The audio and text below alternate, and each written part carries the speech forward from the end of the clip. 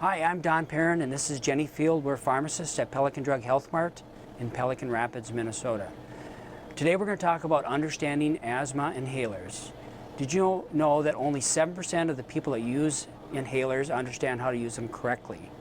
And you combine that with a wide choice of asthma medications, asthma management can be more than a little confusing. Together we can change that. Everybody is different. So your doctor decides what type of medication and inhaler is best for you. But here's a brief overview of what you need to know. There are many different types of inhaled medications. They usually use inhaled medications for asthma treatment because it can eliminate some of the side effects seen with oral medications or with injectable medications. There's typically two general types of inhaled medications.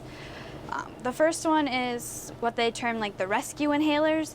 Those ones are used when you're having shortness of breath or coughing or gasping, and they work really quickly. And then there's another type of medication that you use daily, whether you have symptoms or not, and those are long-term controller medications. Types of asthma inhalers. Asthma inhalers are handheld devices that deliver medication directly into your lungs. A meter dose inhaler has a boot-shaped mouthpiece and a pressurized canister containing medication. Typically, you release the medication by pushing the canister into the boot. Some of these inhalers contain counters that tell you how many doses remain. If not, you should track the number of doses you've used. Some meter-dosed inhalers contain a spacer. This temporarily holds medication until it is released, which makes it easier to receive a full dose with a slow breath. Some spacers are built in, others attached separately to the inhaler. Infants and children may require a face mask to ensure right dose reaches the lungs. Dry inhalers release medication when you breathe a deep, fast breath. Using air or oxygen under pressure is how nebulizers work. They deliver a fine mist of medication through a tube or a mask. The misuse of inhalers can be a real challenge for people. They all work differently, and technique is critical to getting the appropriate amount of medication into the lungs.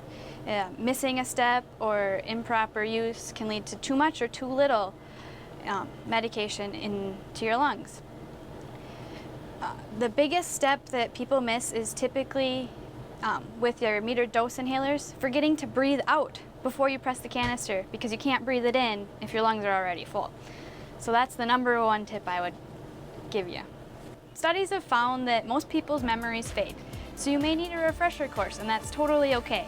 Feel free to come on in and we'll go through how to use your inhaler, how to get the most out of it, because that's really important. And when you get the most out of your inhaler, that's when you're going to feel the best.